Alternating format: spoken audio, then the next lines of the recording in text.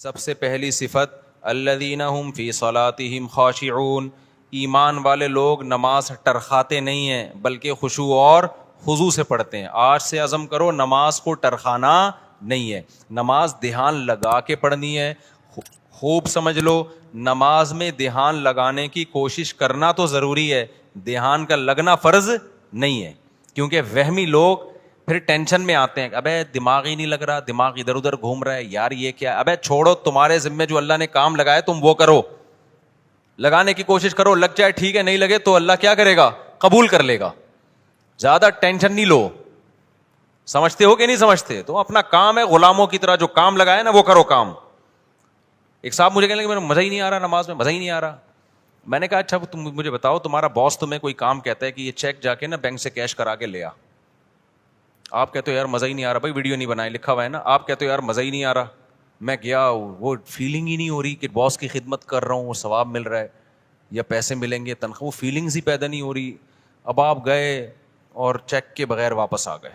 سر وہ اصل میں ایکچولی جو موٹیویشن چاہیے نا جو کام کرنے کے لیے، وہ موٹیویشن نہیں مل رہی. وہ ایک تھپڑ لگائے گا کھینچ کے آپ کو، بولے گا تیرے کو جو کام دیا تھا وہ تو نے کیا کہ نہیں کیا، فیلنگ ویلنگ گئی تیل لینے. تو اسی طرح اللہ نے جو ہمارے ذمے کام لگایا ہے نا، وہ کام لگایا نماز پڑھو اور دل لگانے کی کوشش کرو. بس لگے نہ لگے یہ ہمارا مسئلہ نہیں ہے. کیونکہ لوگ چھوڑ دیتے ہیں، یار نماز میں کیا فائدہ، دل ہی نہیں لگ رہا، دماغ ادھر ادھر بٹتا ہے، تو یار ایسی نماز کا کیا فائدہ. ابے تیرے ذمے خدا نے نماز لگائی ہے، تجھے پڑھنا پڑے گی، اور نماز پڑھ، سلام پھیر، پتلی گلی سے نکل. تو فرض پورا کرنا ہے ہم نے ہر صورت میں. ان چکروں میں نہ پڑا کرو کہ دل لگ رہا ہے کہ نہیں لگ رہا. سمجھتے ہو؟ تو اللہ نے فرمایا جو خشوع پیدا کرتے ہیں وہ لوگ جو ہم عن اللغو معرضون. دوسری صفت ایمان والوں کی لغویات سے بچتے ہیں، فضول کاموں سے بولو بچتے ہیں. فضول کام اسے کہتے ہیں جس کا نہ دنیا میں کوئی فائدہ ہو اور نہ آخرت میں کوئی فائدہ. پب جی کھیل رہے ہیں آپ، نہ دنیا میں فائدہ نہ آخرت میں فائدہ. فٹ بال کھیل رہے ہیں، فائدہ ہے، آپ کی صحت کیا ہوگی؟ اچھی ہوگی. اسٹیمنا فٹ بال سے ایسا بنتا ہے کہ آدمی خود فٹ بال بن جاتا ہے تھوڑے دنوں میں. ادھر جا رہا ہے ادھر جا رہا ہے ادھر جا رہا ہے، ایسے ہو جاتا ہے. بشرطے کہ کپڑے پورے پہنے ہوئے ہوں، 2-3 اسٹیکر نہ چپکائے ہوئے ہوں باڈی پہ، ٹھیک ہے نا، پراپر ڈریس میں. فٹ بال ایک ایسی چیز ہے آخرت کا ہو، اگر نیت اچھی ہوگی تو آخرت کا بھی فائدہ ہوگا کہ میں صحت بنا رہا ہوں تاکہ میں اللہ کی عبادت کر سکوں، لوگوں کے کام آ سکوں، تو آخرت کو بھی فائدہ. نیت نہیں ہے تو کم از کم دنیا کو تو فائدہ ہوگا نا، آپ کی دنیا سنورے گی. اب یہ جو رمضان میں راتوں کو لڑکے کرکٹ کھیل رہے ہیں، میرا ایک بیان بڑا چل رہا ہے، اس سے لڑکوں کو بڑی موٹیویشن ملی ہے کہ اور کھیلو رات میں. وہ بیان میں نے اس پہ نہیں کیا کہ اب اس پہ کلپ بنانا لازمی کہ پوری بات بتانا. وہ بیان میں نے اس پہ نہیں کیا ہے کہ کھیلو، بلکہ میں نے ایک تھوڑی سی تعریف کی ہے. چلو یار پب جی سے کیا ہے، اچھا ہے، چلو دن سو کے گزار لیتے ہیں، روزہ تو رکھ لیتے ہیں نا، تو some thing is better than nothing. لیکن اصل جو کام ہے نا میرے بھائی رمضان میں، وہ کام ہے کوشش کریں رات کو تھوڑا سا وقت نکال کے تہجد پڑھ لیں اور اللہ سے دعائیں مانگ لیں. کرکٹ پورے سال کھیلا جا سکتا ہے. یہ جو چانس اللہ نے جو پیکج رمضان میں چل رہا ہے نا، تہجد، تراویح اور دعاؤں کا، یہ والا پیکج بعد میں نہیں ملے گا. تہجد تو پڑھ سکتے ہیں بعد میں بھی، وہ فضیلت نہیں ہوگی جو رمضان میں ہوتی ہے. دعائیں بعد میں بھی قبول ہوتی ہیں، وہ اس طرح نہیں جیسی رمضان میں قبول ہوتی ہیں. تو اس لیے جو نوجوان لڑکے ساری رات کرکٹ کھیل رہے ہیں، بھائی کھیل لیں لیکن تھوڑا سا ٹائم اللہ کے لیے بھی بولو نکال لیں. دوسری بات یہ کہ کوئی بھی کھیل اس طرح سے کھیلنا کہ اہل محلہ کو تکلیف ہو، تکلیف دینا تو کسی صورت میں جائز نہیں. بعض اہل محلہ کی طرف سے شکایتیں آئی ہیں، کراچی میں دور دور سے لوگوں کے میسج آئے کہ آپ نے کرکٹ کھیلنے کے اور فضائل رمضان میں بیان کر دیے، ہمارا ناک میں دم کر کے رکھا ہوئے لڑکوں نے، ہمیں سونے نہیں دیتے، ہم جب سوتے ہیں تو وہ چیخو پکار کی آواز، ہماری نیند غائب.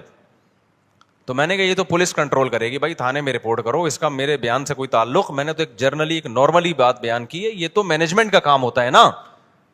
دیکھو امریکہ میں، لندن میں، پورے یورپ میں آپ نے تیز آواز سے گانے لگا دیے نا تو پڑوسی نہیں آپ کو آپ کہے گا کہ بند کرو، پڑوسی پولیس کو فون کرے گا، پولیس آئے گی بولے گی بھائی اس کو کیا کر لے، آہستہ کر آواز، اپنے گھر کے اندر سن، محلوں کو کیوں سنا رہا ہے.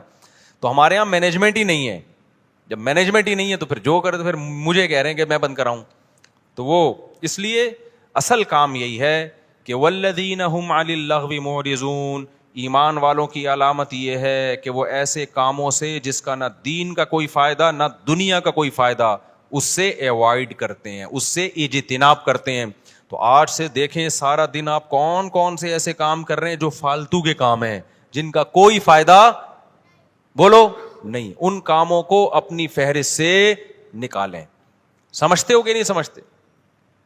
والذین هم للزکاۃ فاعلون، زکوٰۃ دیتے ہیں. والذین هم لفروجہم حافظون، اپنی شرمگاہوں کی حفاظت کرتے ہیں.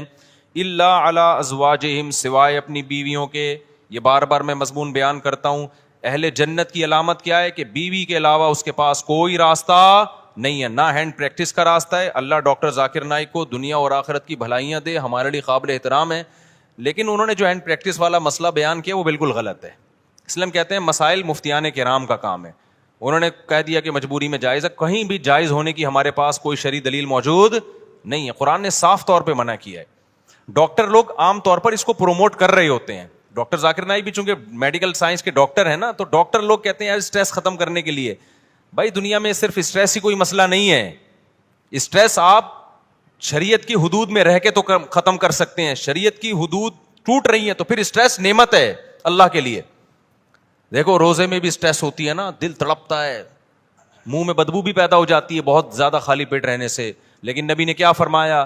وَلَا خَلُوفُ فَمِ الصَّائِمِ أَحَبُّ إِلَى اللَّهِ مِنَ الْمِسْكِ. اللہ کو بدبو سے کتنی نفرت ہے، لیکن روزے دار کی منہ کی بدبو اللہ کو مشک و عنبر سے زیادہ محبوب ہے.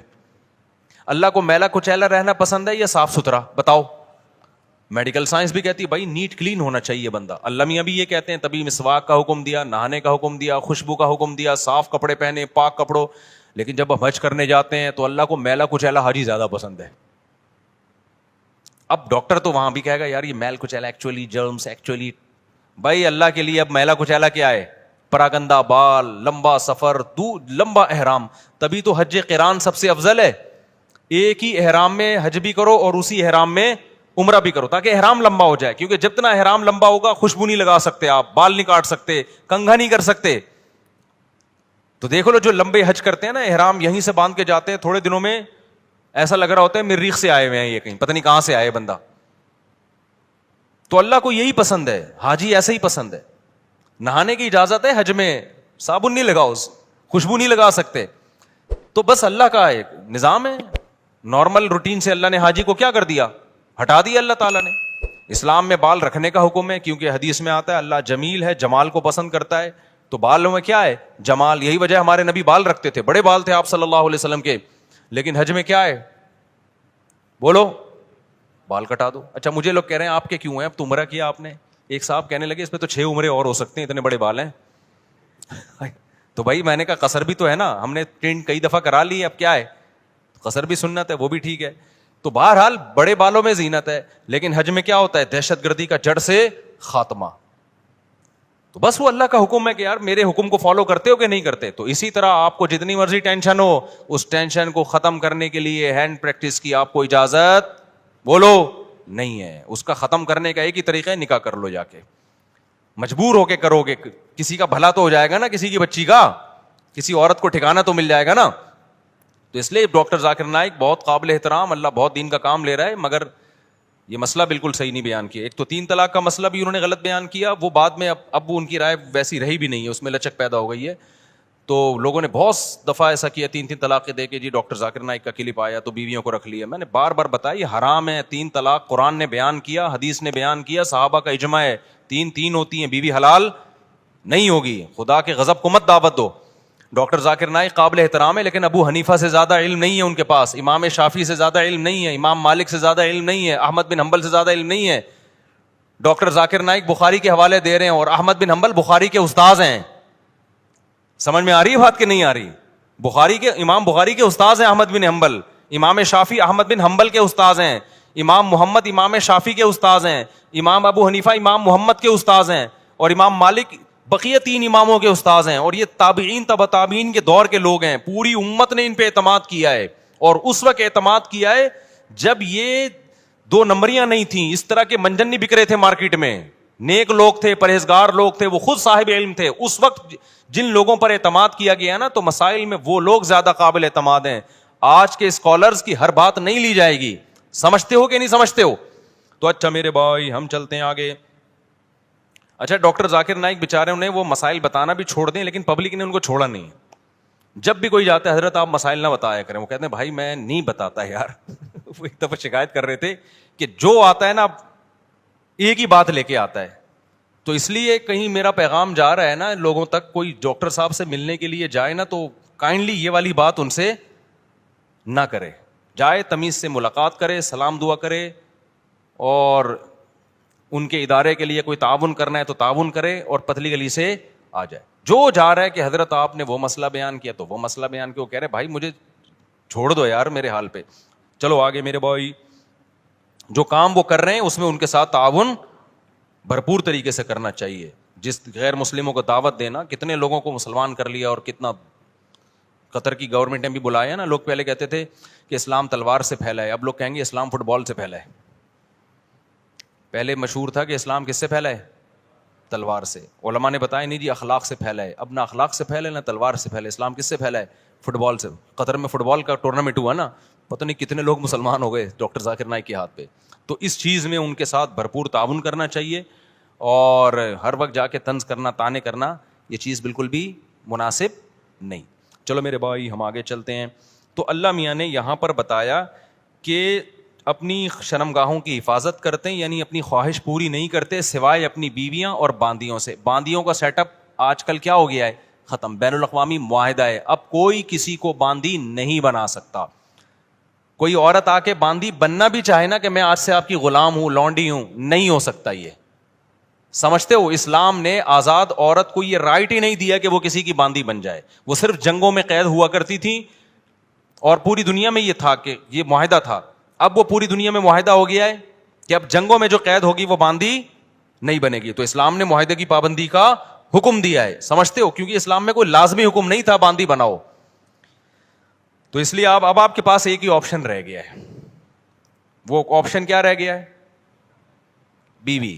تو 4 شادیوں کی اتفاق سے اللہ نے اجازت دی ہوئی ہے. وہ مجھے نہیں برا بلا کہا کرو, وہ اللہ نے دی ہوئی ہے عدل کی شرط کے ساتھ, حقوق کی برابری کے ساتھ. تو وہ آپ اگر کرنا چاہیں تو میری طرف سے مجھے کوئی شکایت آپ سے بالکل بھی نہیں ہوگی. مجھے, میں کون ہوتا ہوں, اللہ کو نہیں ہوگی. جب اللہ کو نہیں ہوگی تو سوسائٹی گئی تیل لیں, سوسائٹی کی ایسی کی تیسی. اچھا میرے بھائی ایسی کی تیسی کا وہ بنا لینا. آگے اللہ تعالیٰ فرماتے ہیں والذین هم لاماناتهم وعہدهم راعون. یہ بہت اہم آیت ہے یار, یہ بہت اہم آیت ہے. کاش یہ چیز مسلمانوں میں آ جائے. امانتوں اور معاہدوں کی پابندی, ایگریمنٹ کی بولو پابندی. امانت کا مطلب کوئی بھی عہدہ آپ کو دیا گیا ہے, آپ پہ اعتماد کر کے آپ اس کو ذمہ داری سے پورا کریں. آپ نے جب کسی سے کوئی ایگریمنٹ کر لیا, اسٹیٹ ایجنٹ کتنے 2 نمبر ہوتے ہیں سوائے ان کے جو میرا بیان سن رہے. کل میرے پاس کیس آیا, جمعے کو, چند دن پہلے جمعے کو کیس آیا, کتنے ایڈوانس میں دے دیا, سودا بک ہو گیا. آپ کسٹمر کو, ویسے تو اسٹیٹ ایجنٹ الو بنا رہے ہوتے ہیں, کسٹمر بھی بنا رہے ہوتے ہیں. اب کیا ہے کہ جی دوسرا زیادہ اچھا مل گیا تو ادھر سے زبان چینج کر کے اس سے معاملہ کرنا شروع کر دیا. بہت 2 نمبریاں ہو رہی ہیں پیسوں کے معاملے میں. مسلمان سیدھا نہیں ہے. اسٹیٹ ایجنٹ کیا کرتا ہے, آپ سے پیسے لیے, کوئی اچھا پلاٹ ملے گا آپ کو دوں گا, اچھا ملے نا تو نیت چینج, ابے اس کو کیوں دوں, خود نہ رکھ لوں میں. حالانکہ معاہدہ کس سے ہوا تھا؟ آپ سے معاہدہ ہوا تھا. 2 نمبریاں, ادھر سے گھسیٹو ادھر سے گھسیٹو. آپ نے جب مالک مکان سے گھر لیا کرائے پر, آپ نے معاہدہ یہ کیا تھا 1 سے لے کے 5 تاریخ تک میں کرایہ, عام طور پہ 5 تک دے دیا جاتا ہے. آپ نہیں دے رہے 5 تاریخ کو کرایہ. اس کا فون آ رہا ہے بھائی کرایہ کیوں نہیں دیا. آپ چلو اب دے دیتا ہوں میں. معاہدہ تو توڑ دیا نا آپ نے, معاہدہ 5 کا ہوا تھا. اب وہ کال کر کے کیوں بتا رہا ہے آپ کو؟ نہیں آئی بات. جو کام آپ کا تھا وہ کیوں, بیت الخلا جب جانا ہوتا ہے دوسرا بتا رہا ہوتا ہے, سر آپ 24 گھنٹے ہو گئے ابھی تک واش روم نہیں گئے, کائنڈلی اب آپ چلے جائیں. آپ کی ضرورت ہے نا واش روم. جب آپ کو تقاضا ہوتا ہے آپ کسی سے مشورہ لیتے ہو یا ڈاکٹر کہے گا فوراً جاتے ہو. تو یہ جو آپ کا ایگریمنٹ ہوا نا کہ گھر میں استعمال کروں گا اور کرایہ میں اتنے دن دوں گا, اتنے دن تک دے دوں گا, تو اب جب اتنے دن گزر گئے تو یہ ذمہ داری کس کی ہے؟ آپ گناہگار ہو رہے ہو. آپ گناہگار ہو رہے ہو, آپ کو دینا پڑے گا اس کو, اس کے کال کیے بغیر. سمجھتے ہو کہ نہیں سمجھتے ہو؟ آپ کسی اسکول میں ٹیچر ہو, آپ کا ایگریمنٹ ہوا تھا کہ آپ بچوں کو پڑھاؤ گے اور تنخواہ لو گے, آپ پڑھا رہے نہیں ہو, تنخواہ پوری لے رہے ہو, یہ معاہدے کی خلاف ورزی ہے یا نہیں ہے؟ کسی سیاستدان نے ووٹ لیے اس بیس پہ کہ میں یہ کروں گا, میں یہ کروں گا, ووٹ لے کے جیت گیا, اب نہ یہ کر رہا ہے نہ وہ کر رہا ہے, پوری قوم اس میں مبتلا ہے, کوئی بھی مستثنا نہیں ہے. تو یہ بہت بڑا المیہ ہے, بہت بڑا المیہ ہے. تو معاہدوں کی پاسداری کرنی پڑے گی آپ کو, مذہب کا حکم ہے. والذین هم علی صلواتہم یحافظون, اور وہ لوگ اپنی نمازوں کی حفاظت کرتے ہیں. نماز کو اللہ نے 2 دفعہ ذکر کیا, پہلے کہا خشوع و خضوع سے پڑھتے ہیں, اب کہا کیا کرتے ہیں؟ حفاظت. حفاظت کا مطلب پتہ ہے کیا ہے؟ ٹائم پہ پڑھنا, کیونکہ ٹائم گزار دیا تو ضائع کر دیا آپ نے, ٹائم گزار دیا تو کیا کر دیا؟ ضائع کر دیا. انہی آیتوں کی وجہ سے امام ابو حنیفہ سفر میں 2 نمازیں اکٹھی پڑھنے کے قائل نہیں ہیں, کیونکہ قرآن کہہ رہا ہے کہ اپنی نمازوں کی حفاظت. حفاظت کا مطلب کیا ہے؟ ایک صاحب نے کہا کہ قرآن نے کہا حفاظت کرتے ہیں, قرآن نے کہا ہر نماز کا ایک وقت مقرر ہے. قرآن میں ہے نا ان الصلاۃ کانت علی المؤمنین کتابا موقوتا, اور یہ سفر کے بارے میں نازل ہوئی ہے کہ ہر نماز کا ایک ٹائم متعین ہے. انہوں نے کہا جب قرآن میں آتا ہے ہر نماز کا ایک ٹائم متعین ہے, تو ہمیں حدیث سے پتہ چلتا ہے کہ سفر میں 2 نمازوں کا ایک ہی ٹائم ہے, حالانکہ ایسا ہے نہیں. حدیث جبریل سے پتہ چلتا ہے کہ ہر نماز کا ٹائم کیا ہے؟ ہر نماز کا ایک متعین ٹائم ہے. حدیث جبریل سے پتہ چلتا ہے ظہر یہاں تک, عصر یہاں تک, عصر سے مغرب کا ٹائم, پھر مغرب سے عشاء. حدیث جبریل مشہور حدیث ہے, اس سے پتہ چلتا ہے. اور جو سفر میں آتا ہے نا حدیث میں 2 نمازیں اکٹھی پڑھی ہیں, اکثر لوگ ہم پہ طنز کرتے ہیں کہ جب نبی نے فرمایا 2 نمازیں اکٹھی پڑھی ہیں تو آپ کیوں نہیں پڑھتے؟ بھائی بخاری مسلم کی حدیث ہے کہ نبی نے بغیر سفر کے بھی 2 نمازیں اکٹھی پڑھی ہیں, تو جو اس کا مطلب ہے وہ اس کا بھی وہی مطلب ہے, ان حدیثوں کا بھی. اور اس کا مطلب کیا ہے؟ علامہ شوکانی جو ہے غیر مقلد عالم تھے, انہوں نے لکھا ہے کہ اس کا مطلب ہے 2 نمازیں اکٹھی ایسے پڑھی ہے کہ ہر نماز اپنے وقت پہ پڑھی ہے. ایک کو مؤخر کیا ظہر کو, اور جب ظہر کا وقت ختم ہوا تو فوراً عصر پڑھ لی, یعنی عصر اپنے وقت پہ پڑھی, ظہر اپنے وقت پہ پڑھی. تو جو مطلب اس حدیث کا ہے نا جس میں آتا ہے نبی نے بغیر کسی عذر بارش کے 2 نمازیں اکٹھی پڑھی ہیں, ہم کہتے ہیں یہی سفر کا بھی یہی مطلب ہے. اس سے تمام قرآن اور تمام احادیث میں کیا ہو جاتا ہے؟ تطبیق ہو جاتی ہے آرام سے, سوائے حج کے. حج تو خلاف قیاس ہے. تو یہ جو آج کل اتنا زیادہ رواج ہو گیا ہے نبی کے, بھائی جاؤ, جب بھی لوگ جاتے ہیں سفر میں, بعض تو گھر میں ہی پڑھ لیتے ہیں اکٹھی, تو کوئی کسی فقہ کو فالو کر رہا ہے, ہمیں اس پہ اعتراض نہیں ہے. لیکن آپ یہ کہنا کہ ہمیں قرآن و حدیث کا پتہ ہے اور احناف کو قرآن و حدیث کا نہیں پتا, یہ آپ کبھی بیٹھو تو ہم بتائیں کہ اللہ کا شکر ہے ہمیں جتنا پتا ہے شاید آپ سے زیادہ ہی پتا ہو, آپ سے کم پتا نہیں ہے. تو یہ آخری بات, یہ چونکہ موضوع چل بھی ہے تو بس 1 منٹ میں اس بحث کو سمیٹتا ہوں. دیکھو قرآن مجید متواتر ہے, اس کا ایک ایک لفظ من جانب اللہ ہے, اس میں ایک حرف میں بھی تحریف نہیں ہوئی ہے. قرآن جگہ جگہ کہتا ہے ایمان والے اپنی نمازوں کی حفاظت کرتے ہیں, جگہ جگہ کہتا ہے, بار بار کہتا ہے. اور حدیث جبریل سے پتہ چلتا ہے کہ ہر نماز کا ایک ٹائم متعین ہے, اس میں سفر اور حضر میں نبی نے کوئی فرق نہیں بیان کیا. تو ہم یہ کہتے ہیں کہ جو متواتر ہے نا, اس کے خلاف جب کوئی اتنی مضبوط دلیل ہوگی جو اسی جیسی ہوگی تو پھر تو مانی جائے گی, نہیں ہوگی تو اس میں تعویل کی جائے گی. تو قرآن کے مقابلے میں جو احادیث ہیں جن میں آتا ہے کہ 2 نمازیں اکٹھی پڑھی جائیں, ان کے بارے میں خوب سمجھ لو, یا تو وہ واضح نہیں ہے کہ اکٹھی کا مطلب کیا ہے, قضا کر کے پڑھی ہے یا قضا کیے بغیر پڑھی ہے, وہ واضح نہیں ہے. بلکہ صحیح حدیث سے پتہ چلتا ہے کہ اس طرح پڑھی ہے کہ ظہر کو عصر کے قریب اور عصر کو مقدم, یہ صحیح حدیث سے ہی پتہ چلتا ہے. میں انشاءاللہ اس پہ پورے حوالوں کے ساتھ ایک کلپ ریکارڈ کرواؤں گا, ابھی تو میں اس بیان کے لیے بیٹھا نہیں ہوں یہاں پہ. تو وہ احادیث جن میں آتا ہے 2 نمازیں اکٹھی پڑھی ہیں وہ واضح نہیں ہے, اور جو واضح ہیں وہ صحیح نہیں ہے, ان کی سند پہ کلام ہے. بات آ رہی ہے سمجھ میں؟ کوئی ایک ایسی حدیث نہیں ہے جس میں آتا ہو کہ نبی نے ظہر کو باقاعدہ قضا کر کے عصر کے وقت میں پڑھا ہے. اتنی واضح حدیث ہو اور بے غبار سند بھی ہو اس کی, ایسی کوئی حدیث نہیں ہے. اگر حدیث بے واضح ہے تو سند بے غبار نہیں ہے, اور اگر سند صحیح ہے تو حدیث کا مفہوم واضح نہیں ہے. اور ویسے بھی کامن سینس کی بات ہے کہ اللہ تعالیٰ نے جو سفر میں 4 کی 2 کی ہیں, وہ 2 اسی لیے تو کی ہیں کہ ٹائم پہ ہو جائیں. آپ کے پاس یہ عذر نہ ہو کہ جی مجھے ٹائم نہیں ملا, وہ ٹائم بچانے کے لیے ہی تو ہیں. جب آپ کو کوئی سہولت دی جاتی ہے اس لیے دی جاتی ہے نا کہ کام ہو جائے, اس لیے تھوڑی دی جاتی ہے کہ اس کو ڈیلے کر دیں آپ. تو اس میں میرا مقصد دوسرے لوگوں پہ طنز کرنا نہیں ہے, لیکن میرا مقصد یہ کہ آپ جس فقہ کو فالو کر رہے ہیں نا قرآن و سنت کی روشنی میں, اس میں 2 نمازیں اکٹھی پڑھنے کے جو احناف کے ہاں مطلب ہے کہ جمع بین الصلاتین کا مطلب کیا ہے, وہ مطلب قرآن و حدیث سے بہت زیادہ مزین ہے, بہت مدلل ہے وہ مطلب. اور ویسے بھی جو سفر میں بھی آپ نے جمع سوری کی ہے, جس کو جمع سوری کہتے ہیں کہ ظہر اور عصر کے قریب قریب پڑھا ہے, یہ بھی بہت کم کیا ہے. جبکہ ہم اہل حدیث حضرات کو دیکھتے ہیں ہر سفر میں یہ کر رہے ہوتے ہیں, وہ یعنی خود حدیث پر بھی اس طرح عمل نہیں کر رہے ہوتے جو ان کی اپنی رائے ہے. آپ دیکھ لو تو لوگوں نے عام شروع کر دیا ہے, جب بھی جائیں گے ظہر. اب تو یہاں تک شروع ہو گیا ہے کہ سفر ابھی شروع ہونے والا تھا, ابھی شروع نہیں ہوا ہے, گھر میں ہی ظہر اکٹھی پڑی اور نکل گئے, اور حوالہ دیتے حضرت مولانا فلاں کرتے ہیں, حضرت مولانا فلاں کرتے ہیں. بھائی جتنا بھی بڑا مولانا ہو ابو حنیفہ کی خاک کے برابر بھی نہیں ہے, ان کی کوئی حیثیت نہیں ہے ان واعظین کی اور آج کی مولویوں کی. تو ہم ابو حنیفہ کی بات کو قرآن و حدیث پہ ہرگز ترجیح نہیں دے رہے, ہم ابو حنیفہ کی فہم کو آج کے اسکالرز کی فہم پہ ترجیح دے رہے ہیں. سمجھتے ہو کہ نہیں سمجھتے ہو؟ چلو آگے. تو اس لیے یہاں بھی قرآن کہہ رہے اپنی نمازوں کی حفاظت. یہی وجہ دیکھو فجر اور ظہر کو نہیں جمع کیا گیا. کیوں؟ دونوں کا ٹائم آپس میں ملتا نہیں ہے, دونوں کا ٹائم نہیں مل رہا آپس میں. آگے چلتے ہیں ہم. اولئک هم الوارثون, جو اپنی نمازوں کی حفاظت کرتے ہیں. اللہ فرماتے ہیں یہی لوگ وارث ہیں.